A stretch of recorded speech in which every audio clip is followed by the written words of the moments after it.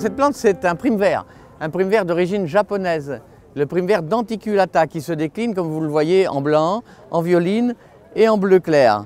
C'est une plante vivace, très rustique, qui va disparaître complètement en hiver. Son feuillage disparaît complètement. On laisse les petites feuilles sèches et puis dès le printemps, très tôt au printemps, en février, la plante ressurgit et fleurit dans la foulée, puisque vous voyez, on est en début d'avril et la plante est déjà bien fleurie depuis facilement 15 jours, hein, sans problème. Hein. Donc c'est une plante qui va grossir très rapidement, faire des touffes, et puis elle va redisparaître après avec les grosses chaleurs, c'est-à-dire dans le courant de l'été. Elle va commencer à rentrer en terre pour se reposer et ressortir à nouveau dès le mois de février. On l'appelle la prime-vert japonaise ou la prime-vert denticulata parce qu'elle est très dentelée sur le bord des feuilles. Hein. Et en plus, elle est parfumée. Ah ouais, c'est très agréable ce petit parfum. Hein. La rusticité de cette plante ne pose vraiment aucun problème parce qu'on n'a pas besoin de la couvrir en hiver. Et en plus, elle se protège toute seule par ses feuilles qui vont sécher. Donc moi, je conseille de les laisser, les feuilles sèches. Il ne faut pas dégarnir la plante. Hein. Et puis au printemps, bon, les feuilles, vous pouvez les enlever à ce moment-là, mais en général, la plante ressurgit de cette protection de feuilles sèches et ça ne pose aucun problème. Hein. Avec un petit godet comme ça, en l'espace de 3 ans, vous avez déjà une belle touffe. Hein.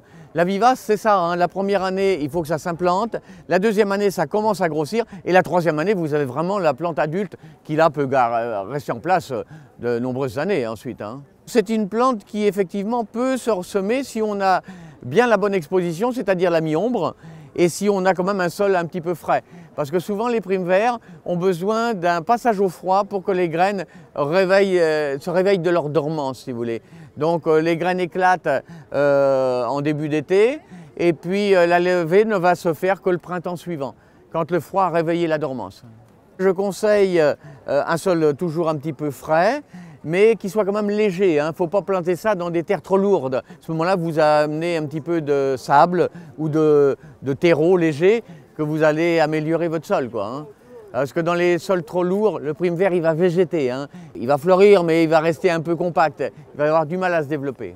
La période de floraison, généralement, il commence, on va dire début février.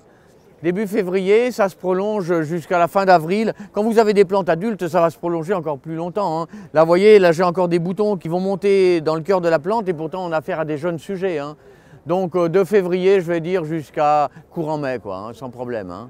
Même si vous n'avez qu'une seule couleur, vous n'êtes pas sûr d'avoir quelques intrus à l'intérieur. Hein. Mais bon, c'est pas désagréable, hein. Ça peut être marrant même. Hein.